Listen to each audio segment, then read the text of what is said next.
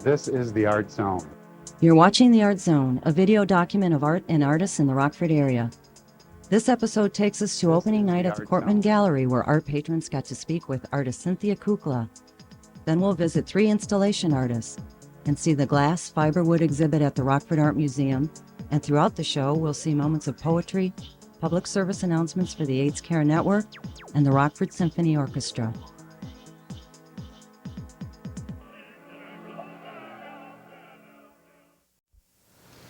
Hi, I'm Doc Slavkowski, and this is the Art Zone. We're coming to you from J.R. Kortman's Center for Design downtown in the heart of Rockford's Cultural District. In this Art Zone, we'll take you to the opening night of the Cynthia Kukla exhibition at the Kortman Gallery, where the art patrons themselves actually interview the artist. The exhibition features collage paintings by Cynthia Kukla, who is an associate professor of art at Illinois State University. Then we'll visit the Rockford Art Museum, where we'll speak with 3 artists involved in an installation show in the Cooler Gallery. Scott Snyder, who's curator of exhibitions at the museum, introduces this show along with Glass, Wood, and Fiber, The Kindred Eye, which is an exhibition that redefines the art object. This exhibition is sponsored by the architectural firm of Padriana Gustafson. And then we'll see some public service videos produced by our own Doug Connell of the Art Zone. And throughout the show, we'll see highlights of the latest poetry reading at Cafe Esperanto. We're at the Kortman Gallery, and we're with Cynthia Kukla, the artist who is showing here. Tell us, well, first of all, tell us a little bit about yourself, and then we're going to do something different. We're going to have some of the patrons that are here at the opening ask Cynthia some questions, but tell us a little bit about yourself. Oh, well, I actually lived in Rockford when I was in grammar school, and I told you that before. In fact, when we met, it was sort of nice that I went to the Burpee art classes. I was originally born in Chicago. I currently live in Bloomington, Illinois, and I teach at Illinois State. And how long have you been teaching? Forever. 13 years officially on the university level, and it's been great. Okay, well, I guess my question to you is the sort of that relationship between your images of the historical and the new, the now, and what does that relationship mean to you? What are you relating in those things? I know, I liked it that you brought that up earlier, that some people don't even notice that I juxtapose images from old books or old sources like sea creatures in some paintings, or images of the desert and ancient Egypt with contemporary commercial magazine ads. And I do that because I want people to realize that we haven't given up symbols and myths. We're no longer in the era where we pass on valuable information through storytelling, where the elders sit around and tell stories to the younger generation. Unfortunately, media has taken over, and I'm essentially critiquing the fact that the media and marketing, whether it's television, billboards, advertising, all that kind of hype, has taken over the role of telling us what is valuable in our culture. Okay, now, Cynthia, I have really followed your career for almost 10 years now, coming up on 10 years. And although you have branched out into all kinds of different things and are always experimenting and learning new techniques, I always would have to say that you're first and foremost a painter. Now, looking at these new works, the painting aspect of it plays, to use a theatrical term, more of a supporting role. And I wonder how you go about selecting the images that are from the magazines and from the other sources. Do you think in terms of what you'll be using with the brush to support that, or is that just something that kind of falls into place after you've selected the photographic images? Ooh, that's a tough one. Yeah, the painting does play a supporting role. It really does. It's as if actually it's a perfect. I mean, this obviously came first. Right. And this came later. Right. This now it makes it hard for me to figure out what I really do. I put images together that I think are conflicting or make you think about, different cultures, buying expensive jewelry versus a population in poverty, and certain things that are simply visual that you can't explain. And then for me, I think of the symbolic power of these different images, whether I paint them or I pick them out of magazines or old books. And I know, because I'm a painter, that I can always get the paint to do something that a photograph can't do. And I fill it all out.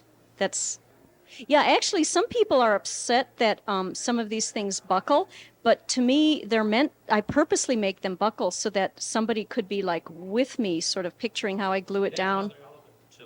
Yeah, it absolutely does. And the texture is real, just like the texture in life is real. So to me, the paint is always there for me to do whatever I need it to do to bring everything fully into view. That's the best way I can say it, I think. Answered my question. Thank you. We're going out for pizza. What's your favorite food?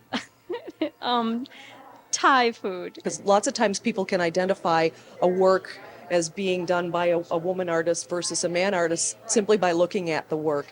And you had asked me if I had not seen your name, in connection with the show, would I have known? And I certainly couldn't choose, because you have mixed that type of imagery in such a way.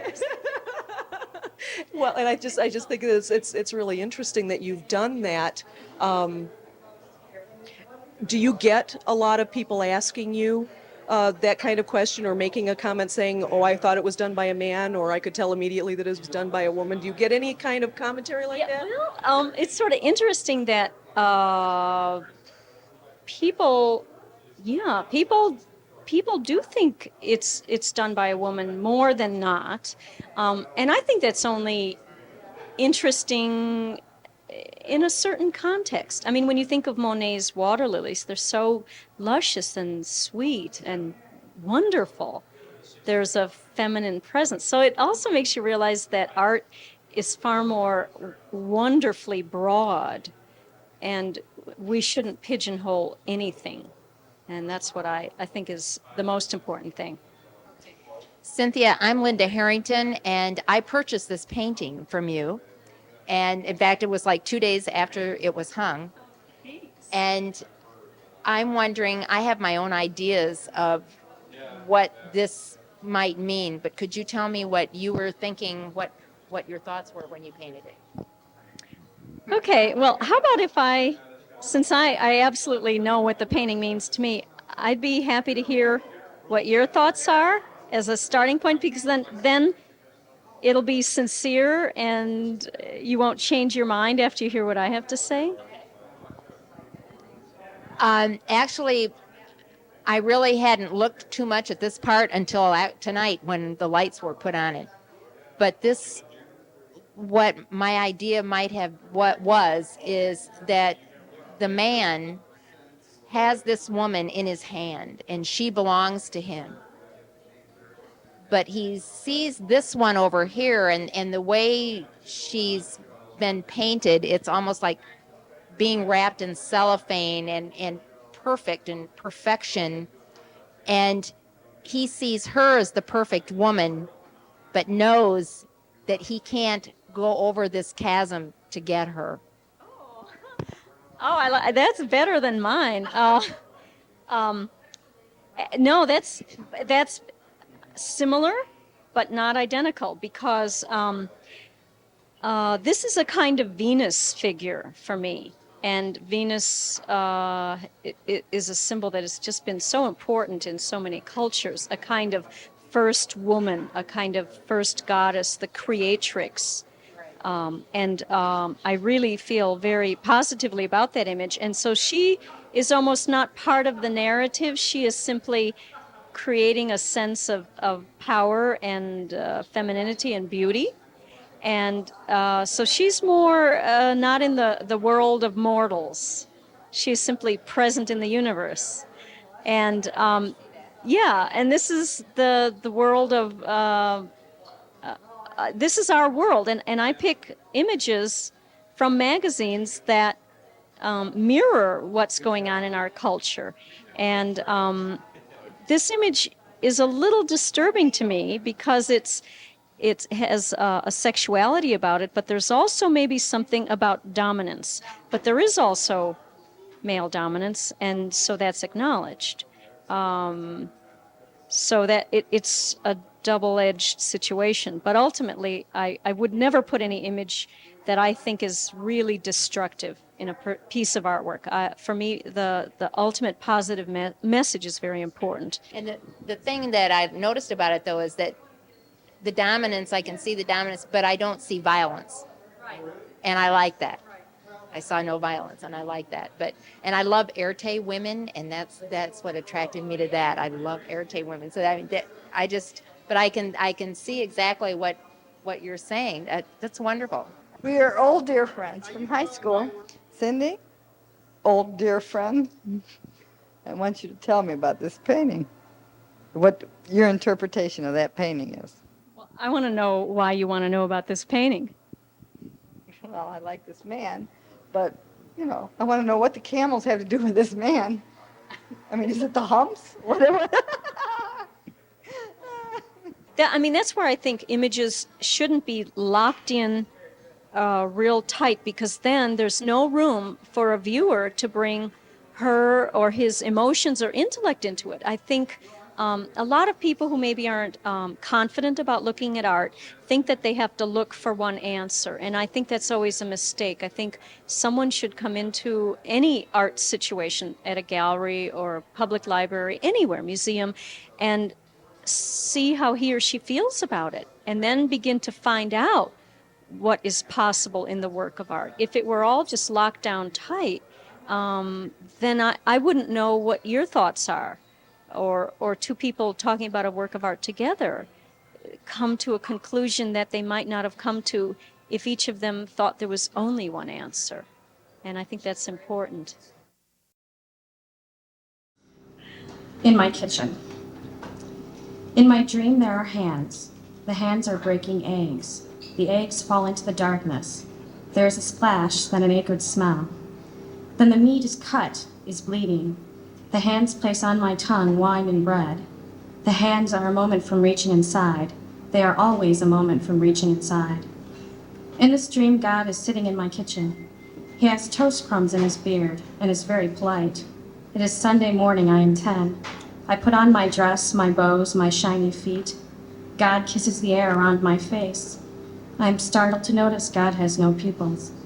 I walk out the door, off the steps, and fall into darkness. I clutch the cross between the breasts that have not grown yet, hoping to stop the fall. Blessed, blessed, holy.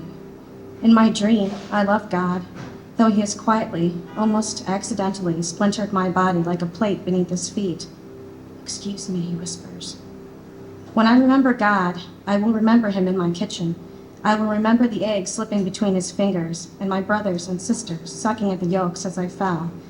I will remember how I wished I was in bed, dreaming, instead of waiting at the door for a car, waiting to be taken away, still not full, never full, waiting to awake. Hello, I'm Scott Snyder, Curator of Exhibitions at the Rockford Art Museum. Coming up June 14th, we have two shows in our upper level galleries opening. One is Glass Fiber Wood, The Kindred Eye, sponsored by Pedriana Gustafson. And the other show in our cooler gallery is called Focus Redefining the Art Object Installations. Both of these shows will have quite a variety of items in them. The installation show will have three installation artists, Raye Bemis, Scott Long, and Brian Haberman, all of Illinois, that have each created a specific piece for the environment. We're in the Cooler Gallery at the Rockford Art Museum with installation artist Brian Haberman. Brian, tell us a little bit about what you're going to do here. Now, you haven't completed your work yet. Is this correct? It's primarily set up. I got a few things. We're going to put a wall over here to close it off and give this a little feeling to this whole area. Installation artwork has more of an architectural feel to it. So when I started this piece, I actually started this in my living room and this chair right here, and I evolved from there. And then I use things that are common to all of us, like tables, and evolved the space from that. But as you see in all these, probably space is more important to the person or the artist as they perceive the piece. Do you have in your head exactly how this is going to look, or does it kind of evolve as you're putting it together? It evolves. How do you want people to react to this? Or can I ask you that? I mean, what are you trying to say with this piece? Well, there's, if you look, there's a lot of these things, and a lot of the objects I pick out are from Goodwill or the ground or found objects. So they're pretty close to being thrown away. And I'm looking at them again. So they're very mundane objects. So that's kind of curious.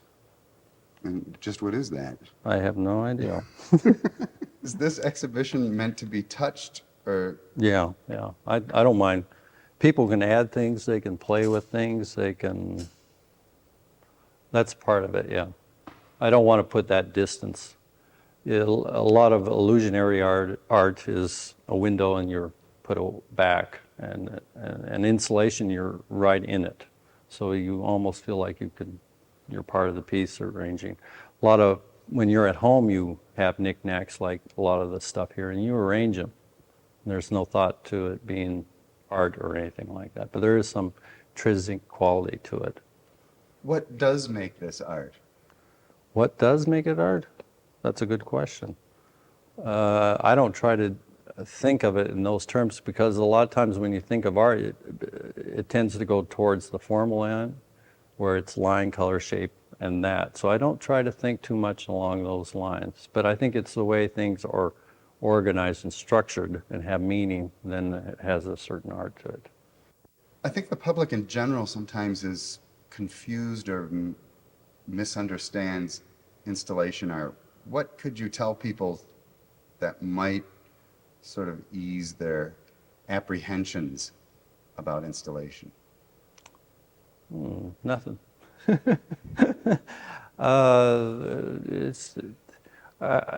I would see it has more accessibility than the rest of the arts.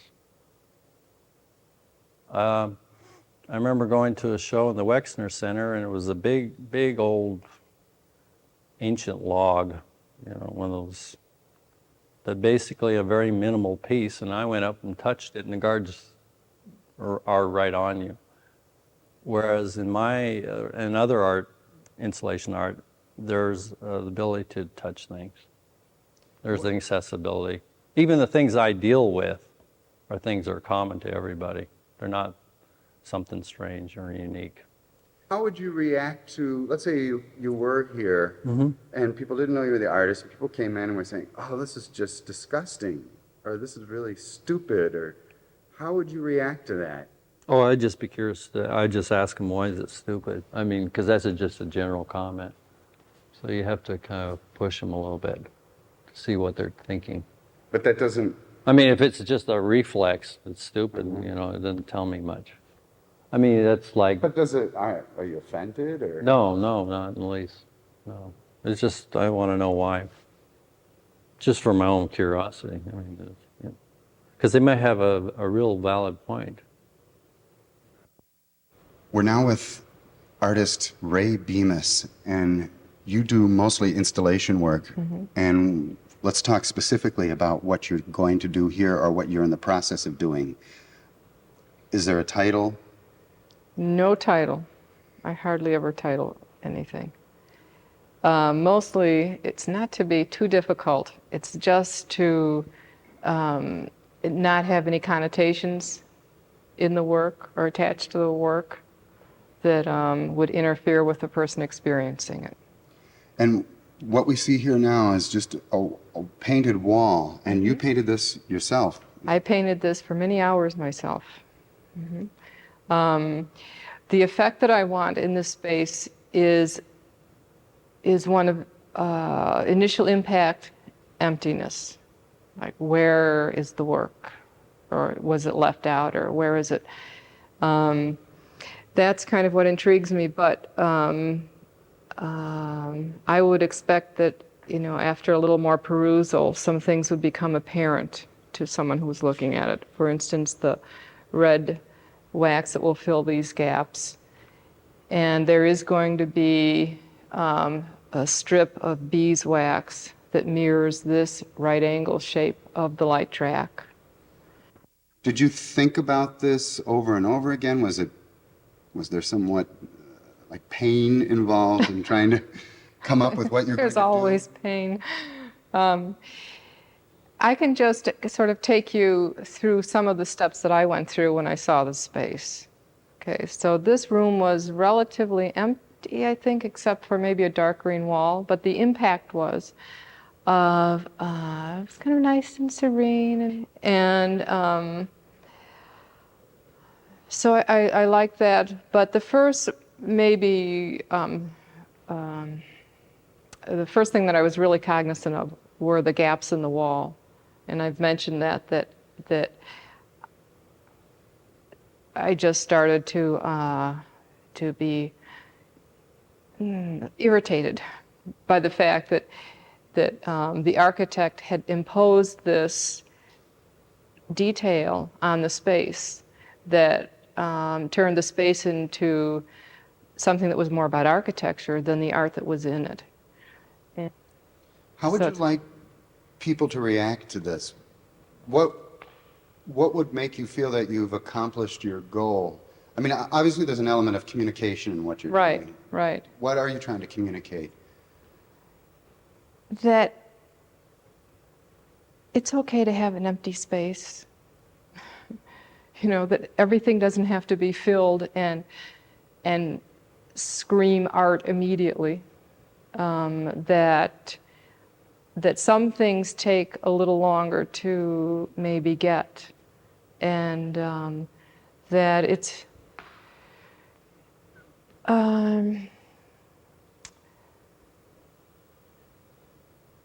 that there are more subtle qualities that that can play in art. What would you say to someone coming in here and saying, this is just really stupid, or? I don't know. It always occurs to me, because I work minimally, at some point in the process, I think to myself, much ado about nothing. And I can't tell you what the compulsion is to do less, to take the tact of restraint as opposed to excess. That's just a compulsion. There's no intellectual idea behind it. There's no defense. Okay, we're in the installation space with Scott Long at the Rockford Art Museum, and we're sitting on the floor amongst eggs. Do you want to tell us a little bit about this installation? It has to do with growth, change, population. What do you think about being known as the Eggman? Cuckoo choo. That's fine. I mean, I don't have a problem with that. I mean, I enjoy the eggs. When I first made the eggs, just holding it just made me feel extremely rich, not money-wise, but just a rich feeling. And where did that come from, though? This idea to make it large was just eggs? An overwhelming feeling of just I had to do these eggs. And the whole theory behind them was not there at that point, and that just grew from that. And I'm sure in the future this whole idea could change and grow, which should happen anyways. What about the numbers that are on the eggs here? The numbers. This goes to population and growth, and now that we're all, we're stamped out, we're like numbers, lot. We're all just one kind of a lot of something. What if someone breaks an egg? It's not gonna crush me by any means. When you see the exhibition or this installation, it looks very simple, but we've been here with you a good part of the day watching you install this, and it's not as easy as it looks. There's been a lot of thought and a lot of sort of technical aspects in laying this out. Yeah. Talk about that. Did you have a vision of how this would look? Yeah. And it's pretty close to what I was thinking. Of course, things have changed, like the shadows on the wall. I did not expect that at all. which I think adds something to it. It brings it more and around. Yeah, but other than that, it's pretty close in what I was thinking it was going to be like. And each of these eggs were made specifically for this Yeah. installation, and the figure Yeah. above. Do you have a name for the figure? Personal name, no. It's a hermaphrodite. And people are free to Oh yeah. walk Yes. in amongst these things? Yeah, because we're, my feeling is we're coming close to this. These are representing people.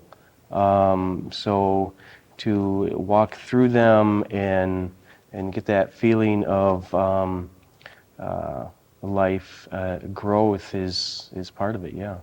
It's sort of a mysterious but elegant setting here, especially with the figure that's suspended from the ceiling here.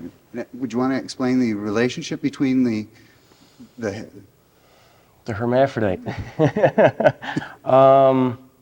Yeah, and that has to do with growth and the future, and the past as well.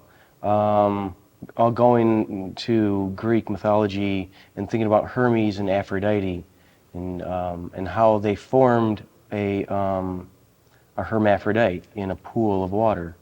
And now that all these pesticides now at this date are running off in these ponds of water and whatnot, there's certain animals, crocodiles, birds and whatnot, because of the pesticides have changed into hermaphrodites. So there's somehow a connection between Hermes and Aphrodite, and the pesticides in the water change through that. I think it's really interesting that there's a relationship between all of these installations that probably was not intentional. You had no communication with any of the other artists. I don't know. But wax seems to keep reoccurring in these things. And they're glass eyes, actually glass eyes. And that, I think, gives it also sort of this kind of mysterious and almost sort of surrealistic look to it. So that's great. Well, congratulations. Thank you. Good luck.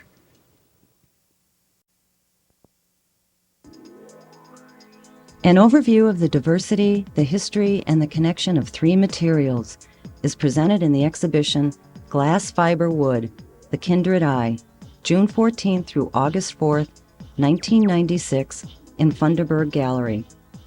The exhibition is sponsored by the architecture and interior design firm Padriana Gustafson.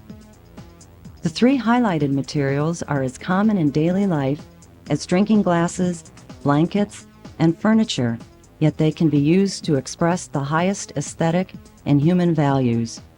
Historical and contemporary works in the exhibit range from highly visual to purely practical. Work for the exhibition was gathered from regional and local sources, including Rockford College and Freeport Art Museum.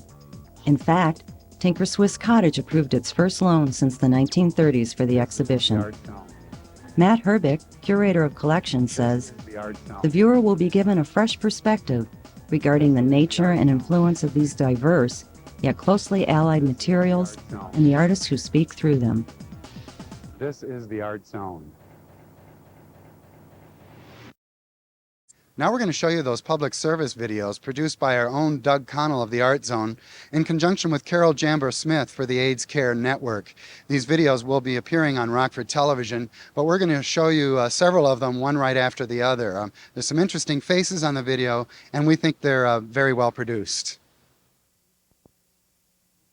As a mother, grandmother, and especially as an educator, a large percentage of my life is devoted to children. Whether it's teaching music classes, creative drama workshops, or directing a chorus, I am there to share in their hopes and dreams, encourage them to trust themselves, and provide them with as much information as I can. But I don't have all the answers. If you are a young person or an adult who needs more information about AIDS, please call the AIDS Care Network. Hey, knock it off. Somebody's gonna get hurt. You sound just like my parents when I was growing up. Yeah, my mom was always saying someone's gonna be sorry if you keep goofing around like that. Look both ways before you cross the street. Put your seatbelt on. Yeah, but it was a lot easier when someone was there telling you what to do. No one tells you what to look out for anymore. Don't you think it's your own responsibility? Like, what about AIDS? I guess I really don't know that much about it. AIDS can affect everyone. You, me, everyone.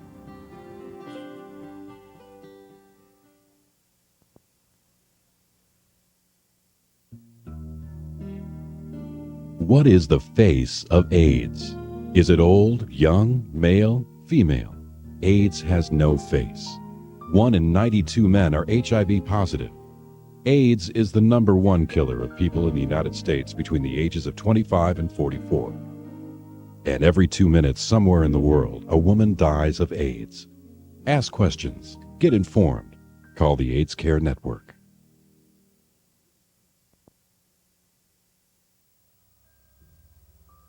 What is the face of AIDS? Is it old, young, male, female? AIDS has no face. 1 in every 4 new HIV infections occurs in young people under the age of 22. 1/5 of all people with AIDS are adults ages 20 to 29, many probably infected in their teenage years. Ask questions. Get informed. Call the AIDS Care Network.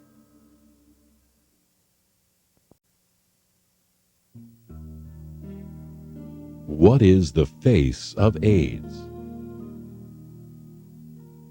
If you don't know, call the AIDS Care Network.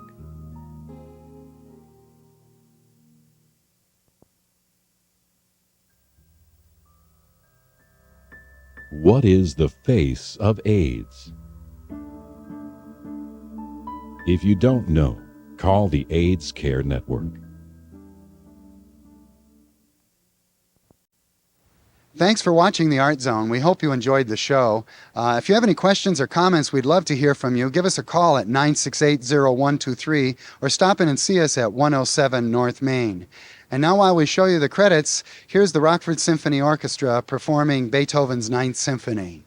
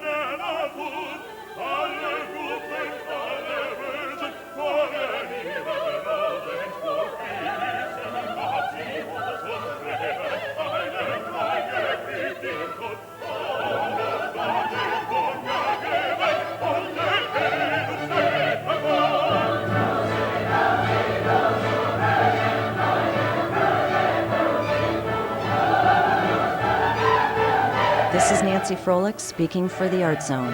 ArtZone is funded by J.R. Kortman Center for Design and Cafe Esperanto, downtown Rockford.